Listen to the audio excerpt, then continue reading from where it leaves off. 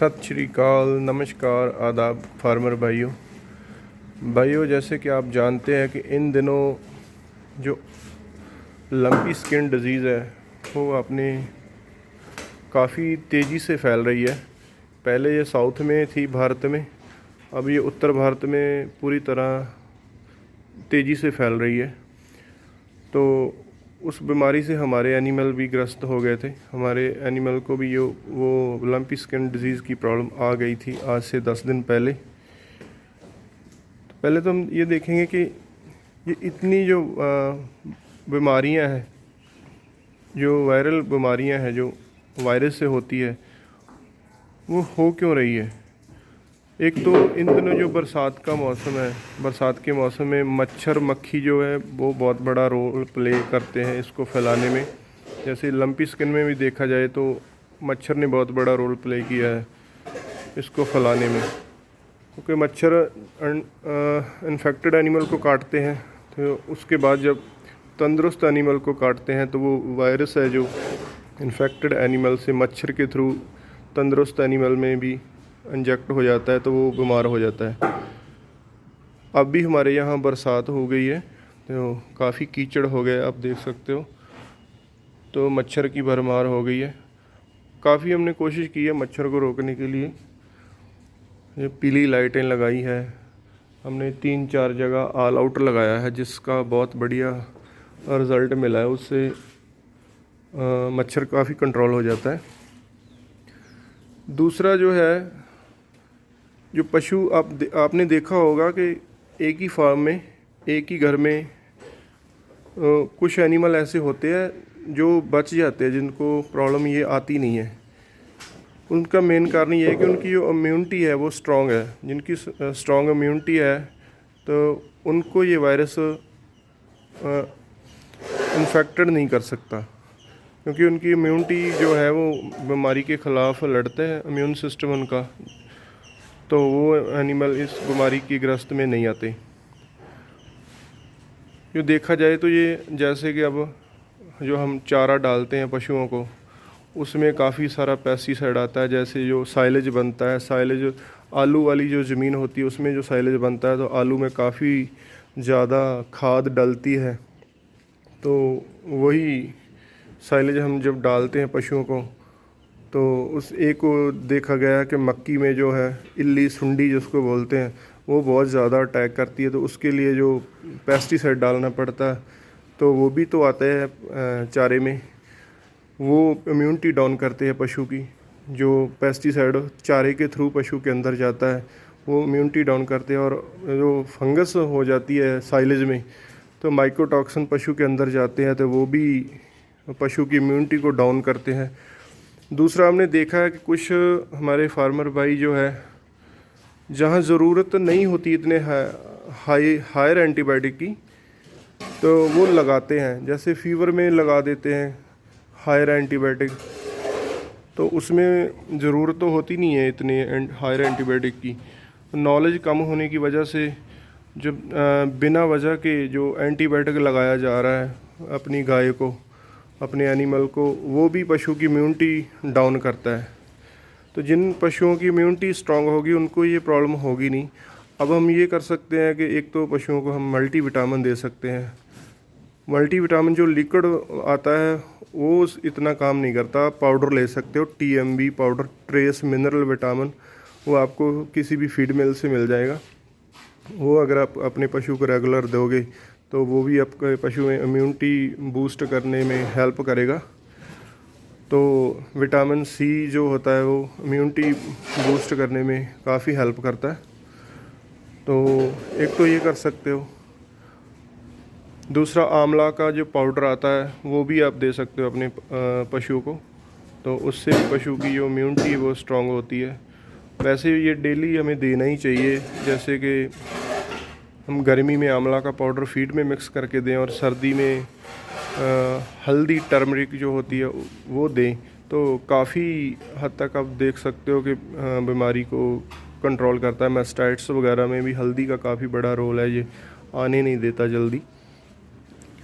तो अब बात करते हैं कि लंपी स्किन की जो हमारे पशुओं को आ गई थी, इसमें इसको आप जानते हो कि ये वायरस का रोग है, वायरस का कोई इलाज तो होता नहीं है, फिर भी हम लक्षणों के आधार पे इलाज कर सकते हैं। जैसे कि पशु को फीवर आता है शुरू में, तो आप फीवर की मेडिसिन दे सकते हो। जख्म हो जाते हैं तो वो आप उनकी जख्मों की केयर करेंगे तो वो जल्दी भर जाते हैं, नहीं तो वो उसमें जो कीड़े पड़ जाते हैं। तो जैसे घुटनों में सूजन आ जाती है, पशुओं के जोड़ों में दर्द हो जाता है। हमने देखा है कई फार्मर भाइयों की जो गाय है वो 4-4 दिन से बैठी नहीं है, क्योंकि उनके जो जोड़ों में वो सूजन आ चुकी है, तो उनको तकलीफ़ होती है, दर्द होता है। उनकी टांगें जो बिल्कुल सीधी रहती है, मुड़ती नहीं है, तो वो बैठती नहीं, तो काफ़ी वो भी तकलीफ़ में रहती है, तो उसका इलाज कर सकते हैं। हमने भी शुरू में जब 3 दिन हमने एंटीबायोटिक लगाया था। इन्फेक्शन जो आ जाती है इस वायरस की वजह से, जो पशु के शरीर में गांठें हो जाती है, तो उन गांठों को तो हम सही नहीं कर सकते, क्योंकि ये वायरस का रोग है। वायरस 15-16 दिन के बाद ये इसका अटैक अपने आप ही जो कम होने लगता है। तो 15-16 दिन हमने ये करना है कि अपने जो एनिमल है उसको हमने पूरा केयर करना है, उसको डाउन नहीं होने देना, उसकी सेहत को डाउन नहीं होने देना। जो एनिमल कमज़ोर हो जाता है, डाउन हो जाता है, उसको ये बीमारी जो दबा लेती है। और जो एनिमल खाता पीता सही है, पूरा सही रहता है, जिसकी सेहत सही रहती है, तो वो सर्वाइव कर जाता है। 15-16 दिन के बाद ये जो वायरस का अटैक अपने आप ही ख़त्म हो जाता है। तो हमने शुरू में जो 3 दिन बुखार हुआ था हमारे पशुओं को, जो फीवर हुआ था, उसमें जो एक तो बायर का लगाया था, बायरोसिन जो एनरोफ्लॉक्सासिन है, वो आप ज़रूरी नहीं है कि बायर का ही लगाना, किसी और कंपनी का भी लगा सकते हो। मेलॉक्सिकैम पैरासीटामोल दिया था वो बुखार उतारने के लिए, और वो जो सूजन है, जो दर्द है, उसमें भी काम करता है। तीसरा हमने सीपीएम लगाया था। ये 3 दिन हमने ये लगाया था लगातार, पहले 3 दिन। उसके बाद जैसे किसी पशु को फीवर आता है तो उसकी ज़रूरत के हिसाब से हमने ये तीनों इंजेक्शन लगाए थे। और एक हमने होम्योपैथी दवाई दी थी जिसका बहुत बड़ा रिज़ल्ट मिला, हमें बहुत अच्छा रिज़ल्ट मिला, वो भी हम आपको बताते हैं। ये आप रेगुलर देते रहें अपने पशु को। जैसे ये किसी पशु को ये इन्फेक्शन आ जाता है तो ये रेगुलर दें। और जो पशु इससे ग्रस्त नहीं है, लंपी स्किन से, उसको भी हम दे सकते हो आप। अगर उसको दोगे तो हमने देखा है कि जो एनिमल को अभी ये लंपी स्किन हुआ नहीं था, तो उसको दिया तो वो इस बीमारी की चपेट में नहीं आई, वो बच गए। आप देख सकते हो, ये हमारे पास एक गाय है जो सबसे पहले जिसको हुआ था हमारे फार्म पे। तो अब इसके जो जख्म है वो भर चुके हैं, बिल्कुल तंदुरुस्त है, अभी ये पूरा खाती पीती भी है, ये बिल्कुल सही है, इसकी जो सेहत अच्छी हो चुकी है। इसको हमने सबसे पहले इस ट्रीटमेंट किया था, क्योंकि सबसे पहले इसी को आई थी ये प्रॉब्लम लंपी स्किन की। अब आप देख सकते हो इसका जो शरीर है बिल्कुल साफ़ हो चुका है। तो वो अब 3 दवाएं जो होम्योपैथी की वो हम आपको बताते हैं। पहली तो है ये आर्सेनिकम एल्बम 200, इसकी 10 बूंदें लेनी है अपनी। दूसरा है ये थूज़ा 200 पावर, इसकी भी 10 बूंदें लेनी है। और तीसरा ये है बेलाडोना 200, इसकी भी 10 बूंदें। तीनों की 10-10 बूंद दिन में 3 बार अगर रेगुलर अपने पशु को देते हैं तो वो बहुत जल्द रिकवर हो जाता है, बहुत जल्द इस बीमारी से वो उबर आता है। ये तीनों दवाएं आप अपने एनिमल को दें। जिसको प्रॉब्लम है उसको भी दे सकते हो, उसको तो देनी है जिसको प्रॉब्लम है, जिसको नहीं है उसको भी दे सकते हो। उसको अगर दोगे तो उसको ये प्रॉब्लम आएगी नहीं। हमने ये दी है जो हमारी गाय को प्रॉब्लम जिनको नहीं आई थी।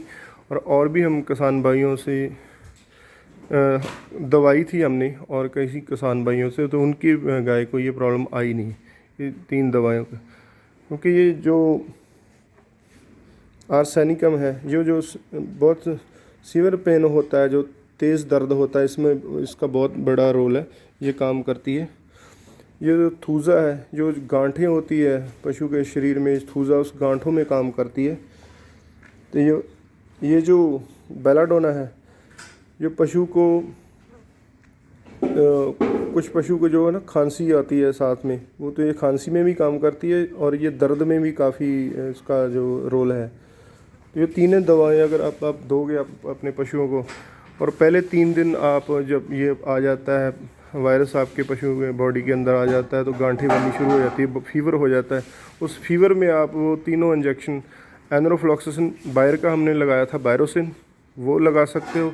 दूसरा मेलॉक्सी कैम पैरासीटामोल, तीसरा है जो CPM, तीनों इंजेक्शन आप लगा सकते हो 3 दिन, पहले 3 दिन। उसके बाद साथ साथ ये होम्योपैथी दवाई दें तो आपके जो एनिमल है वो बहुत जल्द रिकवर कर जाएंगे, इस बीमारी से उबर आएंगे।